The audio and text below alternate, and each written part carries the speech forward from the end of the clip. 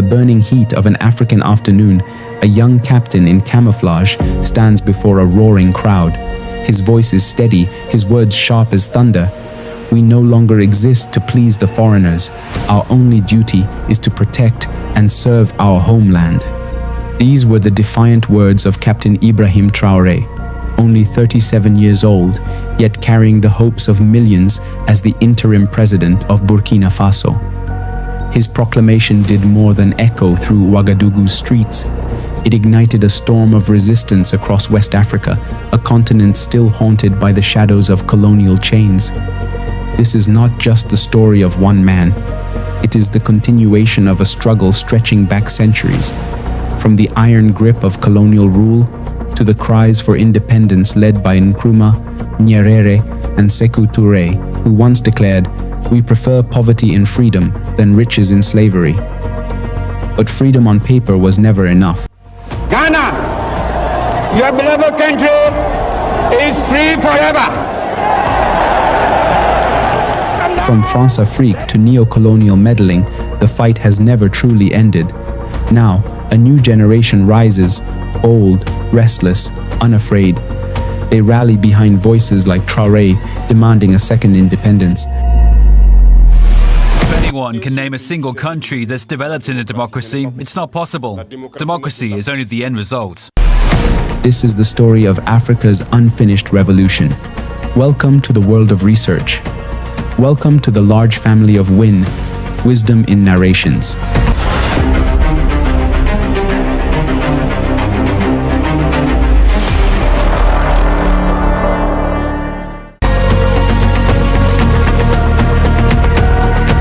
To understand today's fervor, we must turn back the clock. For centuries, African people lived under colonial rule, their lands and labor exploited by foreign powers. By the mid-20th century, a powerful cry for independence echoed across the continent. Figures like Kwame Nkrumah in Ghana and Julius Nyerere in Tanzania led their nations to freedom. More hygienic feeding and still more instruction will enable Sister White's clinic to bring down infant mortality figures and realize Australia's ambition, which is to bring new health to the New Guinea natives. In 1958, Guinea's leader Ahmed Sékou Touré made a fateful choice, rejecting a deal to remain under France's influence. We prefer poverty and freedom than riches in slavery. We prefer poverty and freedom to wealth in slavery.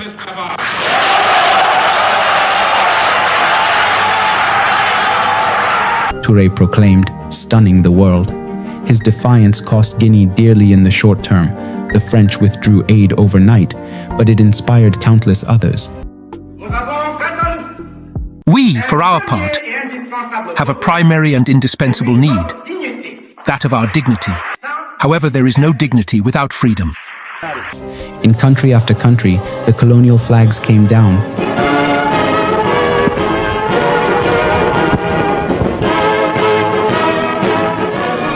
In the new Africa, one more independent country, the state of Uganda. At Entebbe Airport, Prime Minister...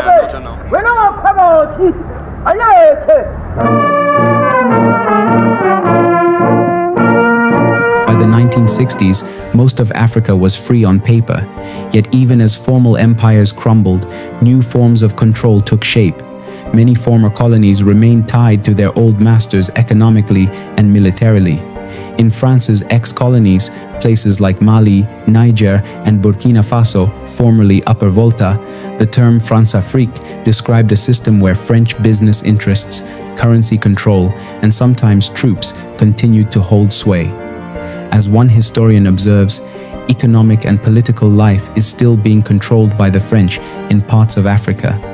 It seemed independence was just the first round in a longer fight. Burkina Faso, the land of the upright people, has a proud chapter in this story of resistance. In 1983, a fiery young army captain named Thomas Sankara seized power in Ouagadougou. Just 33 years old, Sankara immediately embarked on a radical transformation of one of the world's poorest countries. He even changed its colonial name, Upper Volta, to Burkina Faso. land of upright people. Sankara championed self-reliance and Pan-African unity. He who feeds you, controls you, he warned, urging Africans to reject foreign aid that came with strings attached. Under his leadership, land was redistributed to peasants, food production soared, and literacy leapt from a mere 13% to 73% in just 4 years. He cut lofty government salaries, including his own, and invested in public health, vaccinating 2.5 million children against diseases. This is Paul Sankara, the younger brother of Thomas Sankara. When he was visited by a BBC reporter, he explained that Thomas Sankara was strictly focused on the development of the Burkinabe people beyond his own family. In his words, he said, Là, il a été clair dès lors où il a commencé à accéder aux affaires. Je suis là pour tous les Burkinabés, non pas pour les frères et sœurs, etc. Donc c'était vraiment clair pour nous. Sankara's revolutionary rule was tragically cut short.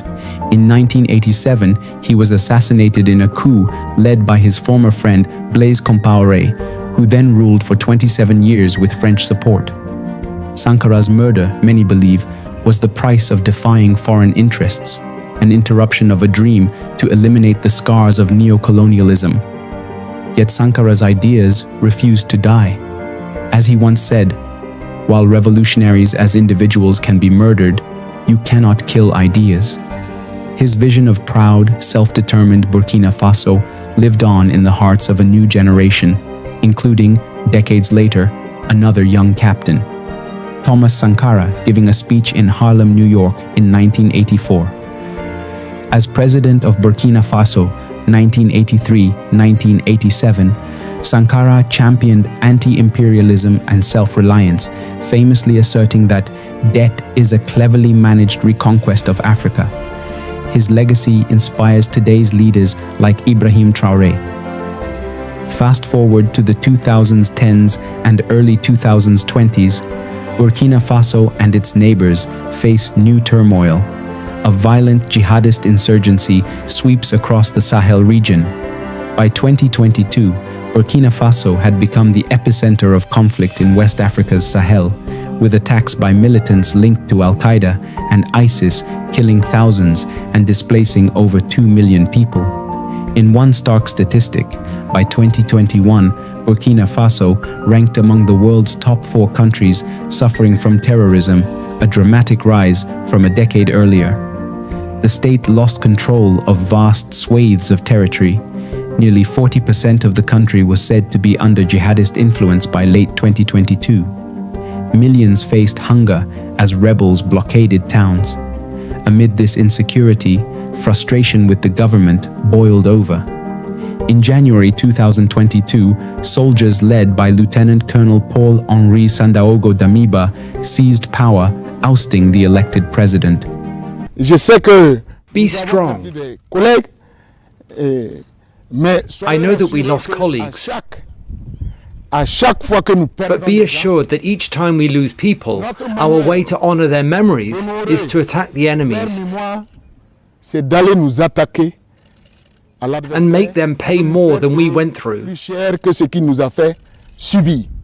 They accused the civilian government of incompetence in handling the crisis. Many ordinary Burkinabe cautiously hoped the military might succeed where politicians failed. But as months passed, attacks only increased. Damiba, once seen as a savior, grew unpopular, especially as he maintained close ties with France. He relied on French support to fight the insurgents, even as anti-French sentiment among the public reached a fever pitch. To some, it felt like the new regime was just dancing to the old tunes. Many Burkinabe were frustrated with the corruption and weakness of the previous government, notes political analyst Fahira Mankone. But they soon saw the new leader wasn't delivering on security either. On September 30th, 2022, Captain Ibrahim Traoré, only 34 at the time, led a second coup within a year, deposing Damiba. Gunfire rang out in the capital Ouagadougou as junior officers rallied behind this quietly spoken artillery commander from the north. Traoré justified his actions bluntly. The situation was dire, and Damiba had failed to secure the nation. In the streets, many people celebrated. They called Traoré le capitaine du peuple, the people's captain. There were also darker scenes. A mob attacked the French embassy in Ouagadougou, even setting part of it on fire. Anti-French graffiti and chants filled the air. One photograph from January 2023 shows a Burkinabe protester holding a sign reading, "France's army, get out of our country," as crowds rallied behind Traoré. Decades of pent-up anger at perceived French neo-colonial meddling had erupted. As Traoré and his fellow officers took charge, they tapped into a deep well of popular yearning for a new direction, one that harkened back to Sankara's era of pride and independence. Who is Captain Ibrahim Traoré? Until 2022, he was a relatively unknown junior officer. Born in 1988 to a modest family in Bondokui, western Burkina, Traoré studied chemistry at the University of Ouagadougou before opting for a military career. He joined the army in 2009 and proved himself in the field. He even served in a UN peacekeeping mission in Mali, experiencing firsthand the turmoil of the Sahel and France's contested role there. By 2020, he became a captain, leading an artillery regiment. Comrades say he was courageous and close to the rank and file, gaining respect as he fought insurgents in the north. It was these frontline frustrations, losing friends to ambushes, seeing villages overrun, that likely steeled his resolve. So when the moment came in late 2022, Traoré and his fellow young officers decided to act. At 34, Ibrahim Traoré became the world's youngest head of state, even younger than the 38-year-old president of Chile at the time. Ibrahim Traoré has spearheaded a bold transformation, breaking away from the... Captain Ibrahim Traoré was sworn in as president. And to other stories, it has been nearly 3 years since Captain Ibrahim Traoré took on the reins of leadership in Burkina Faso. Since Traoré, Captain Ibrahim Traoré, standing just 5 feet 4 inches tall, wearing a trademark red beret and often a simple camouflage uniform, Traoré cut an unassuming figure. But he carried a big message that resonated far beyond Burkina Faso's borders. In interviews and speeches, he criticized what he calls the imperialists for meddling in Africa's affairs. No people can be free if they depend on foreigners for their safety, food, or future, he asserted in one address. He urged African nations to stop behaving like puppets who dance every time the imperialists pull the strings. We African heads of state must stop behaving like puppets who dance every time the imperialists pull the strings. Calling out fellow African leaders who seem to toe the line of former colonial powers. Traoré's rhetoric mirrors that of Burkina Faso's hero Sankara. In fact, he often invokes Sankara's memory. During national events, portraits of Sankara adorn the stage, and Traoré frequently quotes the martyred leader. To many of his supporters, Traoré is the spiritual successor of Sankara, a new, upright man continuing the revolution that was cut short. Even Thomas Sankara's own brother, Valentin, believes this. Ibrahim Traoré is the continuation of Burkina Faso's revolution, Valentin Sankara says with a proud smile. You can see the work being done. It's real, concrete. Today, people are ready to contribute to the country's development. It's visible. Beyond words, Captain Traoré has taken concrete steps to break what he views as neo-colonial chains. One of his government's first bold moves was to expel French troops from Burkina Faso. For years, French special forces had a contingent in the country, ostensibly to help fight terrorists. But by late 2022 and early 2023, the junta's patience ran out. Citing a desire for Burkina Faso to defend itself by itself, Traoré's administration ordered France to withdraw its forces. And indeed, within a few months, every last French soldier was gone, a startling reversal after decades of military cooperation. The French ambassador was also expelled in early 2023 amid fiery exchanges of words. In the eyes of Traoré's supporters, this was a moment of pride, a clear message that Burkina Faso would no longer bow to foreign powers exploiting their land. Burkina Faso's military government has given French troops 1 month to leave the country. That's according to state media. French forces are in the West African nation as part of a campaign to drive out fighters linked to ISIL and Al-Qaeda. The UN estimates that thousands of people have been killed since 2015 and nearly 3 million displaced by violence that's been blamed on armed groups. Demonstrations against the French soldiers' presence have been held in the capital, Ouagadougou. Barbara Angopa reports. Protesters in Burkina Faso have been demanding France withdraw its troops from their country. They say the former colonial power has failed to protect them from armed groups. Indeed, in December 2022, the regime expelled the UN's resident envoy after a dispute over a report on child rights, and in 2023, Traore shocked diplomats by announcing the suspension of a French-backed radio station and other media, asserting that foreign influence in information would not be tolerated. Each of these moves courted controversy abroad, but at home they fed into a narrative of sovereignty, the idea that Burkina Faso was finally making decisions solely in its national interest. Economically, Traore's administration has also struck out on a new path. Gold is Burkina Faso's lifeblood. The country is Africa's 4th largest gold producer. For years, foreign mining companies reaped most of the profits. In 2023, Traore moved to renationalize the operations of at least 2 major gold mines. His government took ownership of these mines, arguing it was correcting a bad deal that had effectively sold off the nation's wealth for a song. While some analysts note this nationalization came after a dispute between foreign investors, the symbolism was powerful. State television lauded it as Burkina reclaiming its gold for the Burkinabe. Burkina Faso's Bongo and Wagnin gold mines now belong to the government. Until Tuesday, the 27th of August 2024, the Bongo and Wagnin gold mines were owned by an African mining company. Additionally, Traore's Burkina Faso, along with Mali and others, has signaled intent to ditch the CFA franc, a regional currency long tied to the French treasury, in favor of a more autonomous currency. This is a bold economic step championed by Pan-Africanists who see the CFA as a vestige of colonial control. At rallies, supporters wear T-shirts with slogans like "Our money, our freedom," underscoring the desire to control national finances without European oversight. On the domestic front, Traore's government launched programs to improve self-sufficiency. They invested in agriculture and local industries, echoing Sankara's policies. Le ministère avait déjà engagé un processus de labour gratuit de 64 000 hectares dans toutes les régions. En plus de ça, donc, nous avons décidé d'acquérir environ 1 demi-millier de tracteurs. Et ces tracteurs sont là pour labourer gratuitement. L'accompagnement donc par les semences améliorées et l'engrais qui est aussi disponible, qui sera subventionné.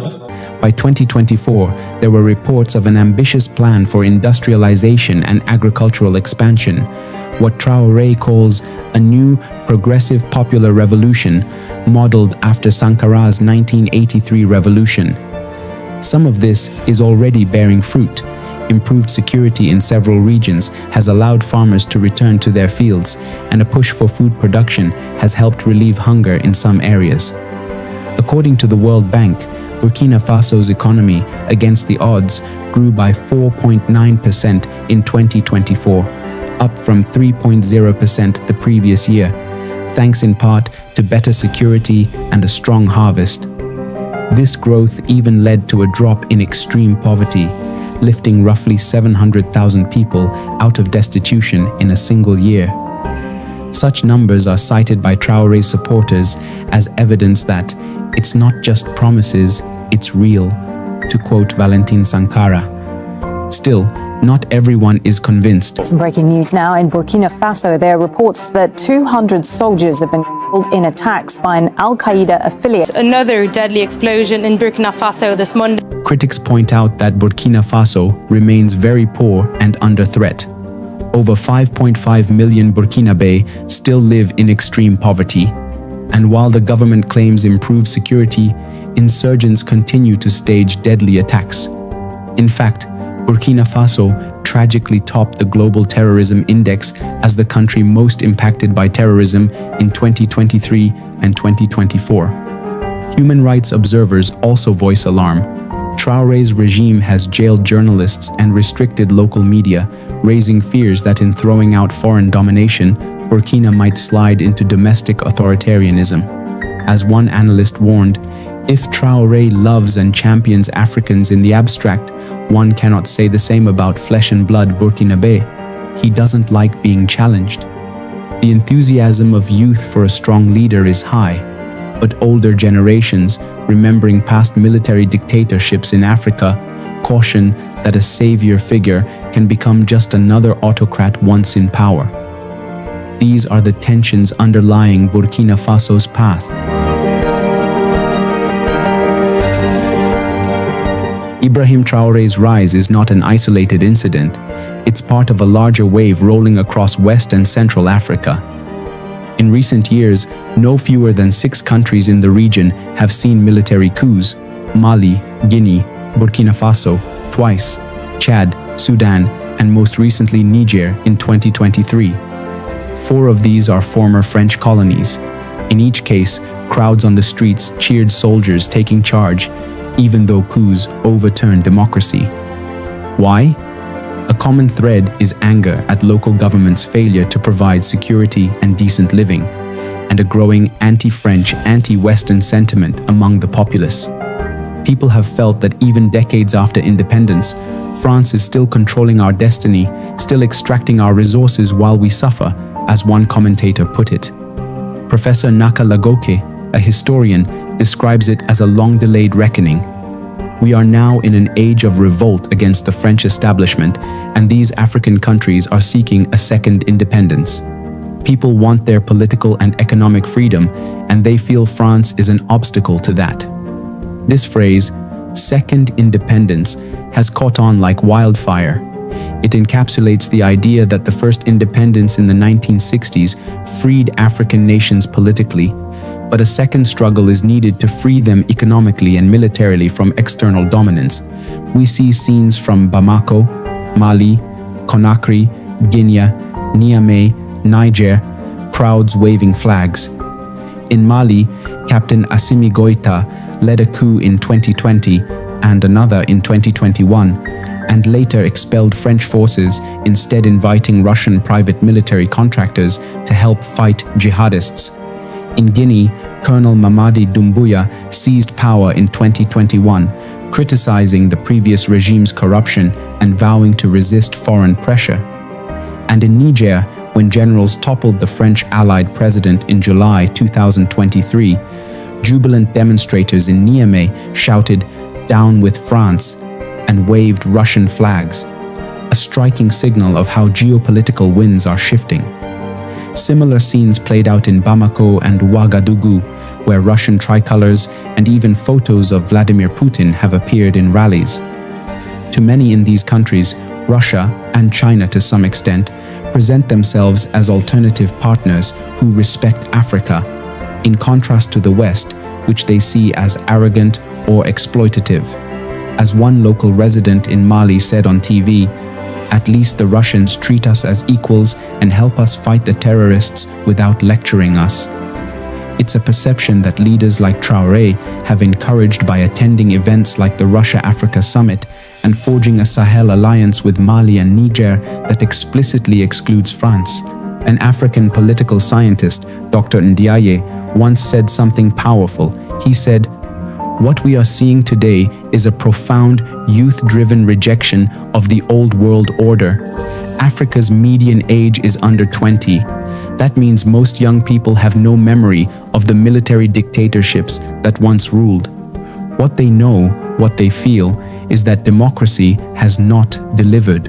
It has not brought them jobs or security or dignity.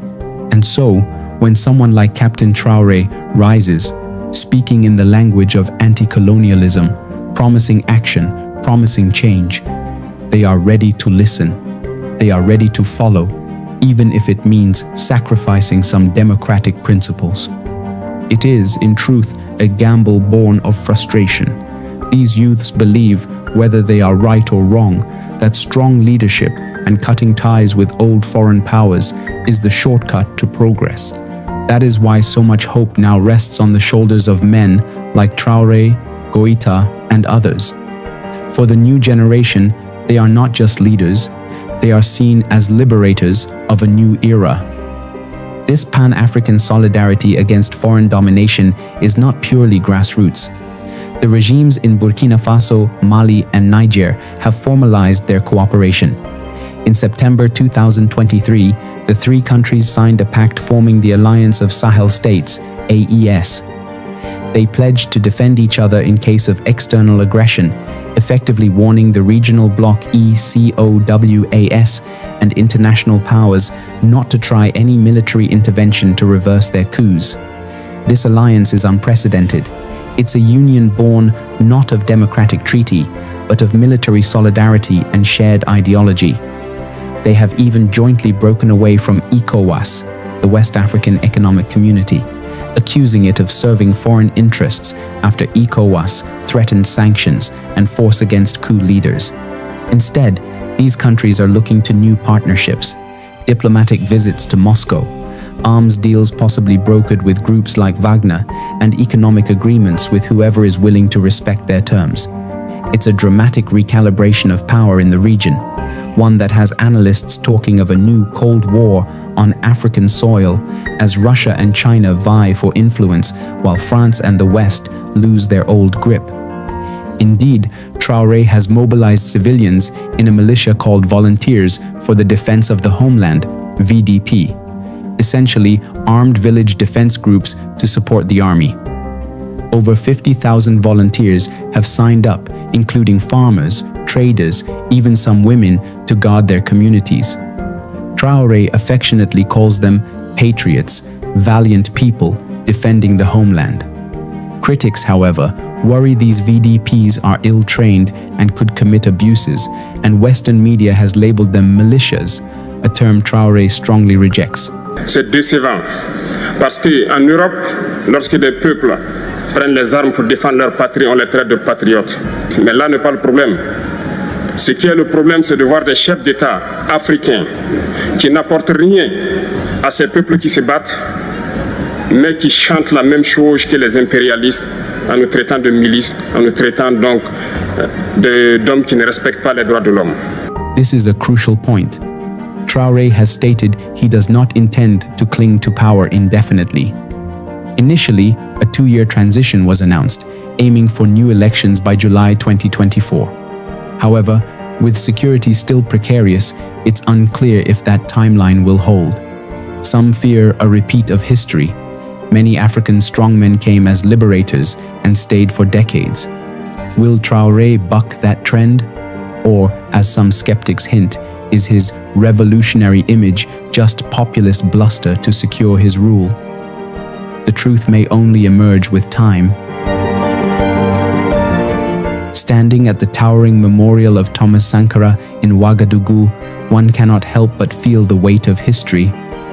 It was here that Sankara and a dozen comrades fell to bullets in 1987, and here, now that young people lay flowers and salute his statue.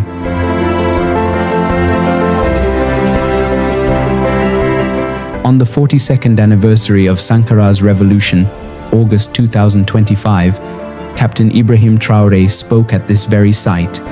He hailed Sankara's vision and declared that Burkina Faso's people are committed and determined, just like our brave ancestors. We will defeat imperialism so that Burkina Faso can prosper. Those words drew thunderous applause. In the crowd was Valentin Sankara, tears in his eyes, witnessing what he believes is a resurrection of his brother's dream. Captain Ibrahim Traoré, Center in Beret, in 2023, reviewing volunteers in Burkina Faso. Traoré has become a symbol of a new generation of African leaders rejecting foreign domination. His popular catchphrase, "Homeland or death, we shall conquer," echoes the revolutionary slogan of Thomas Sankara. The story of Captain Traoré and Burkina Faso is still unfolding. It is a story of hope and peril, of a people saying no more, to being pawns on someone else's chessboard. Across Africa, many are watching closely. In chants of protesters and speeches of presidents, one can hear the echoes of history, from Sékou Touré's freedom over riches in slavery, to Sankara's defiant anti-imperialism, now to Traoré's proclamation. We no longer live to please the West. Our only duty is to protect our homeland. This is the cry of a new independence, a reminder that the journey begun generations ago continues today. Whether this movement succeeds in truly liberating and bettering the lives of African people or leads to new challenges will shape the future of the continent. But one thing is certain, a fire has been lit in the hearts of millions, a firm resolve that Africans will no longer accept being relegated to pleasing foreigners. Their destiny, they insist, will be their own to forge. It took the mad courage, Sankara once said, to turn your back on the old formulas, the courage to invent the future. Today, in Burkina Faso and beyond, that courage to invent a new future is on full display. Homeland or death, they shall conquer. Thanks for watching. I wish you better life, foods, and money. Stay in the Big Wins family.